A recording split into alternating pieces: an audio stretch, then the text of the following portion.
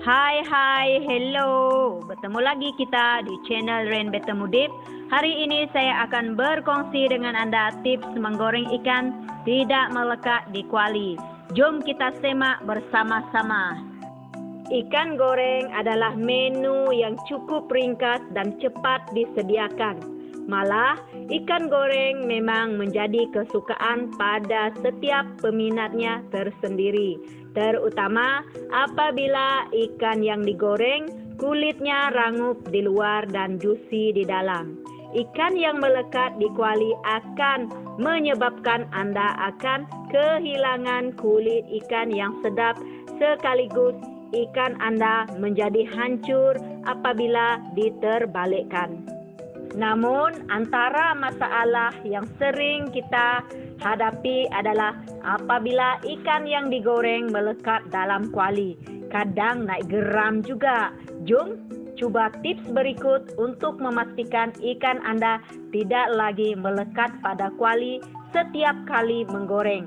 Malah bukan hanya untuk ikan sahaja, tetapi boleh juga untuk makanan bergoreng yang lain. Tips yang pertama, garam. Terlebih dahulu, panaskan minyak ke dalam kuali. Apabila minyak sudah cukup panas, taburkan sedikit garam ke dalam kuali. Biarkan seketika. Kemudian, barulah mula menggoreng sama ada ikan, ayam, daging, tahu, dan sebagainya. Tips yang kedua, kuali bersih. Pastikan setiap kali kuali yang digunakan untuk menggoreng ikan dibasuh bersih. Jika terdapat sisa masakan melekat pada kuali, ia akan hangit apabila kuali dipanaskan dan akan menyebabkan ikan melekat padanya. Satu cara kalau Anda tidak mahu rendam lama-lama kuali kotor itu di dalam sinki, kuali yang berkerak tadi Anda letakkan sedikit air dan biarkan ia mendidih atas api selama 3 minit. Sisa kerak mudah lembut dan tidak perlu menyental lama. Tips yang ketiga, asam keping.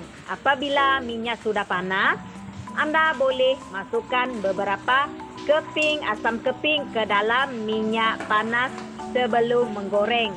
Tidak hanya masakan Anda tidak melekat pada kuali, tetapi ia juga membuatkan hasil gorengan Anda akan menjadi lebih garing. Asam keping boleh dikeluarkan atau dibiarkan sahaja. Tips ini boleh membuatkan gorengan menjadi lebih garing dan enak sekali. Tips yang keempat, minyak panas. Sebelum menggoreng, pastikan minyak betul-betul panas sebelum menggoreng ikan. Jika tidak, ikan mudah melekat pada kuali jika minyak gorengan yang digunakan tidak cukup panas. Tips yang kelima, asam jawa.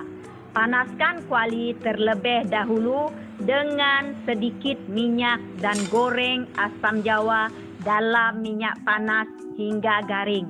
Kemudian, keluarkan asam jawa dan tambahkan minyak lagi dalam kuali. Gorenglah ikan seperti biasa. Tips yang keenam, bawang putih.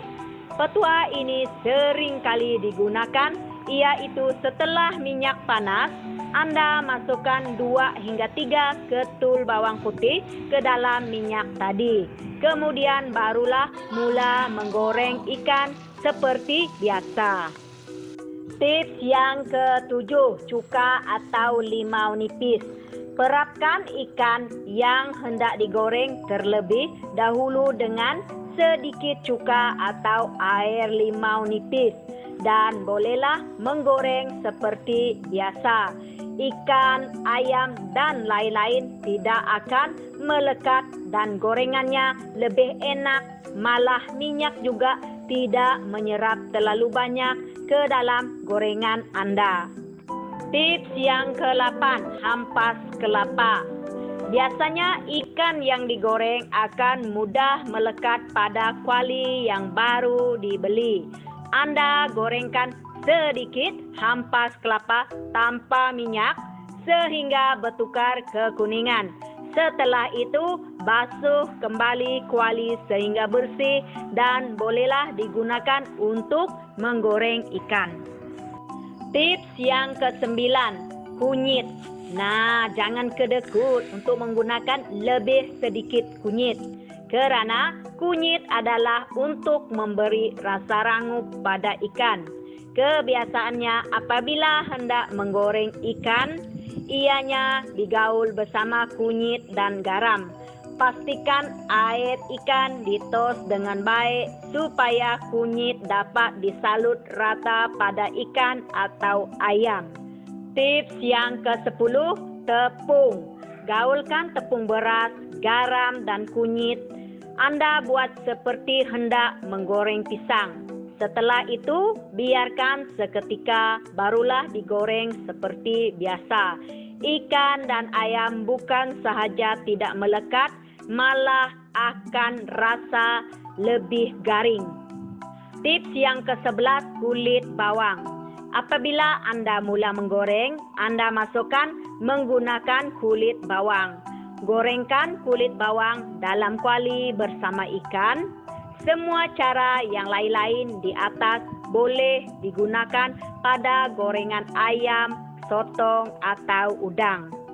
Semoga dengan beberapa tips di atas, selepas ini Anda bolehlah menggoreng ikan dengan senang hati dan memuaskan. Anda tidak perlu risau lagi ikan akan melekat setiap kali menggoreng makanan bergoreng selain ikan. Semoga bermanfaat.